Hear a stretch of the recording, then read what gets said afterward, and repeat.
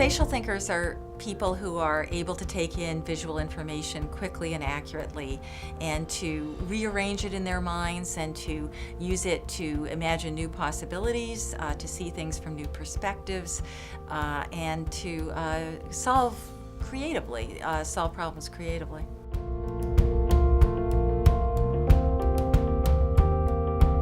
I actually don't like to talk about spatial learners because it implies that some people are spatial learners and other people are verbal learners. Instead, what I think is true is that some people have strong spatial skills and good verbal skills. Some people have strong spatial skills and weak verbal, strong spatial, etc. There can be all kinds of combinations.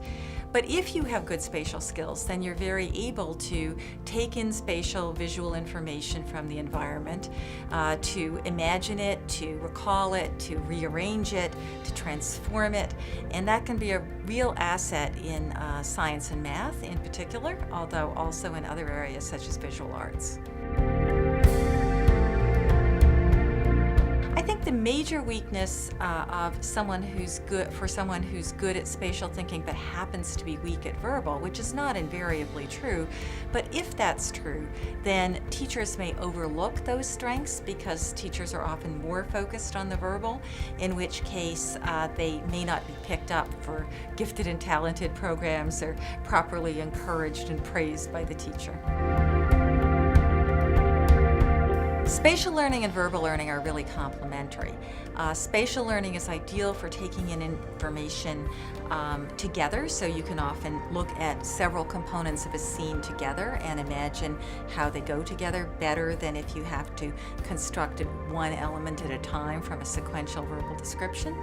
But sequential verbal descriptions are good too. They allow you to analyze one thing at a time and to think about it in terms of its relationship, one element to the other element. So it's not really that one is better or the other is worse, it's that each has a pattern of strengths and weaknesses. Spatial thinkers often do well in traditional classrooms, but that's especially if they also have strong verbal skills, because those are emphasized in traditional classrooms.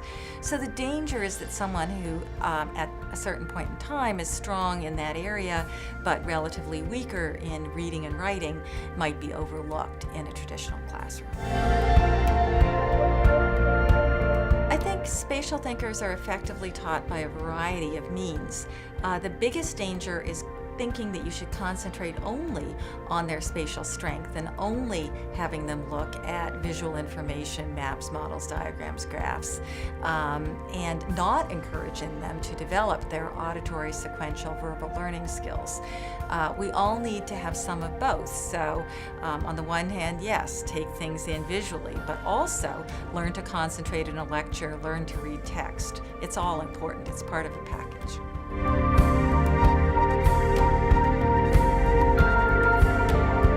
Young children, I think it's important that they play more than be subjected to all sorts of complicated exercises. And there's lots of wonderful spatial kinds of play. So block play, construction, playing with jigsaw puzzles. There's also visual arts, so constructing things with beads and yarn and this kind of thing. And as children do this, they very often develop their spatial language too, and they listen to the grown-ups around them using spatial language, which draws their attention to the spatial environment. As children get older, education gets a bit more formal and play becomes less emphasized.